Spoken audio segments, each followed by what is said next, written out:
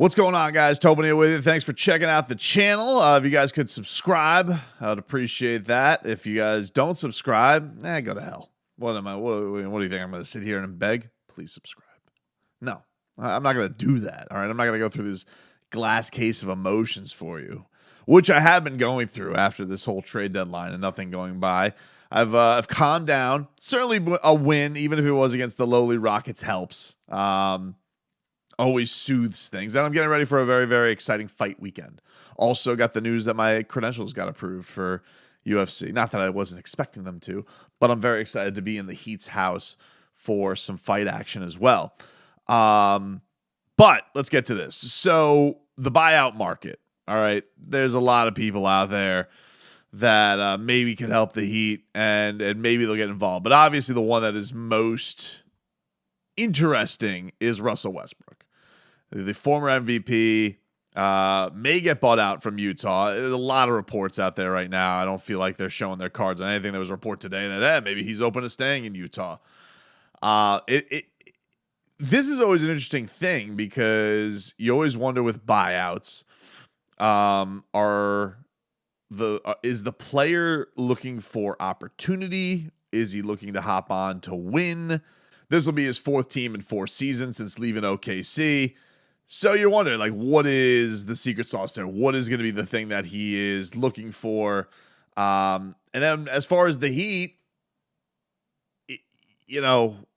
why are they interested in Russell Westbrook? I mean, look, they've been interested in Russell Westbrook before. Back when Russell Westbrook was, looking for new teams with Houston, there was reports were they going to go after Russell Westbrook? The Heat will always feel like they can bring in talent, especially disgruntled talent on the cheap.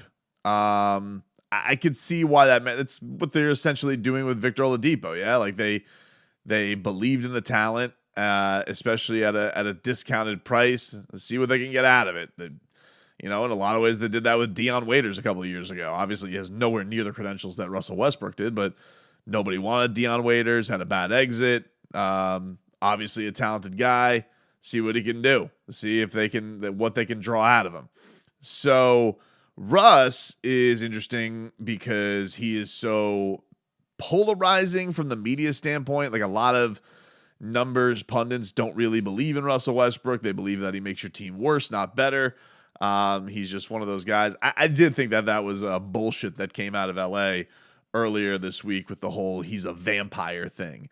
I'm not even like this big Russell Westbrook defender or anything like that, but I just thought that was just such a shit report to kick a guy on the way out because he doesn't seem like, from the outside looking in, Russell Westbrook doesn't seem to have a whole lot of personal flaws from being a bad guy. He's like the OG Kuzma with wearing weird outfits, but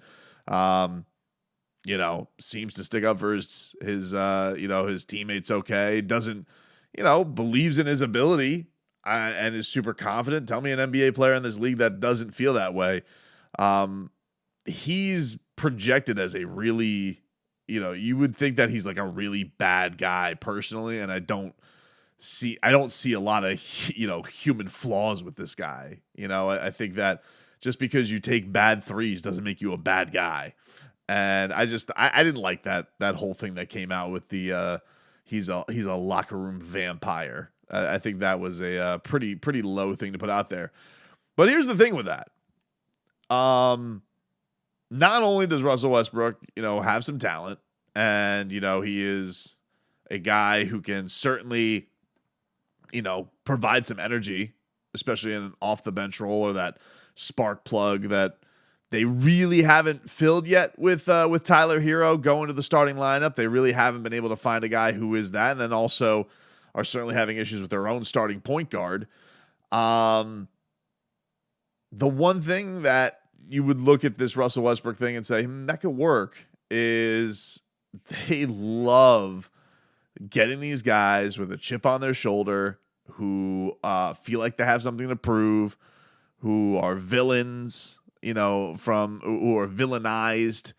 Jimmy Butler, in a lot of ways. Jimmy was, going to another team similarly, like Jimmy Butler, locker room cancer, Jimmy Butler, coming to the Miami Heat after not being able to fit in Chicago and Minnesota and Philadelphia, and Jimmy was coming here to retire, and look what has happened. The guy has completely, I think, flipped the narrative on his career as far as what he is as a character guy.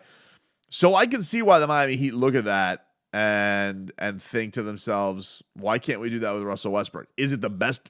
Is it the cleanest basketball fit in the world? I mean, no. From the standpoint of your two best players aren't already guys that stretch the floor naturally. It's a little bit Laker-y from that standpoint, but I would say there's a couple things. One, the Heat already are dealing with that issue. Like, they already don't have a great basketball fit. They're already dealing with bad 3-point shooting. These are not like, if Russell Westbrook comes in here, these are not going to be new issues that are facing Miami. These are things that they've been dealing with. What you're banking on there is the talent. And I think everybody, all I've heard from Heat Nation over the last 72 hours has been, I'm so sick of undrafted guys and having to rely on undrafted guys. Well, this guy is as pedigreed as it gets. He is. I mean, you're talking about a guy who has, been to playoff games, has won a damn MVP. And I get it. He's worn out his welcome, I guess you could say, from a basketball standpoint in some places, but so did your best player. So did number 22. His welcome got worn out in plenty of places as well. And so I think that the appeal of it, if you're Miami, and this is kind of where I wanted them to go with the whole Kyrie thing, was, all right, well, if you believe in culture and you believe in being able to harness all of that, let's see what you can do with this type of a player. What could you do with a Russell Westbrook? And what's the best that you could get out of that? So we'll see. I mean, I don't know if it's going to happen. It seems like, Miami and Chicago, Clippers are still there, even though they seem to have filled their guard void. I'm interested to see, though, like, if this happens, what does it mean for Kyle Lowry? Because there just is a lot of mystery there. There was a report from Barry Jackson that said, the return from his knee is not considered imminent, after saying that he was going to be out for 3 games and then they're going to reevaluate him. And now is like, now it's not imminent that he's going to come back. I know Skolnick had reported, like, even if he comes, once he's back from injury, he may not play as much. It's very clear that there's something amiss there from the relationship, the role, the fit, all of that stuff with Kyle. But they were at this point where it's like, well, we're not going to attach picks to get off of this, right? Like, what good does that do us just for mediocre pieces? So I guess that's the logic there. So could you supplant that with saying, hey, we brought in Russell Westbrook, we didn't have to give up anything. We just have a roster spot. Does this make us worse just bringing him in, just trying it out? Just like, look, I guess the worst that could happen, let's just say he is an energy vampire. He's that much of a locker room cancer around. Let's just say that's the case, which I don't think will be the case. You get rid of him. It's not like you had to, attach something major to him. He's making $1 gazillion this year. I can't imagine Russell Westbrook wants a whole heap of money to come here. And I think he probably looks at it and says, all right, of all the teams I'm going to, right? Clippers, you could definitely say, is a role, but I feel like you're going to run into with what the moves they made. You probably look at that and say, well, am I going to get phased out there? I feel like if you look at Miami and you see they're not happy with their starting point guard, they have virtually no bench to speak of right now other than Vic when he's healthy. By the way, he has a fantastic and close relationship with Victor Oladipo. They've played together in OKC, so they know each other. I can't believe I'm talking myself into Russell Westbrook, but I've come around, and this is, there's a little bit of I'm defeated because that was such a boring trade deadline and they've done nothing. And it is a jolt. If it's going to be a jolt for good or bad, it's definitely going to be interesting. But I can't believe I'm at a point, but I'm like, yeah, you know what? Why not? Let's just kick the tires on Russell Westbrook. Sure. I guess this is where I'm at right now. And it is very late on a Friday night, soon to be Saturday morning. And I was drinking by the pool earlier. But, you know, this team does feel like it needs something. I don't know if Russell Westbrook is the answer. Maybe it could be Goran Dragic's adorable face. I did see one thing from John Hollinger today that said if Russell Westbrook did choose Chicago, that could leave Gogi on the outs. And if we could get Goran Dragic back, that would make me very happy. Just because his face, dude. I mean, look at those cheeks. Just want to pinch him. The best. Gogi. I love you, buddy. But I can see...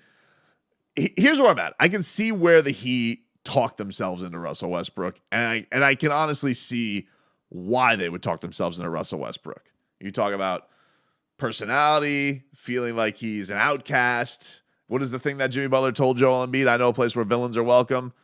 Well, you know, if they consider Russell Westbrook a vampire, you consider the Heat Transylvania, because there's plenty of those guys who have come to Miami who people have felt, I'm not sure about that guy. And they've gotten good results. Not everybody. It hasn't always worked.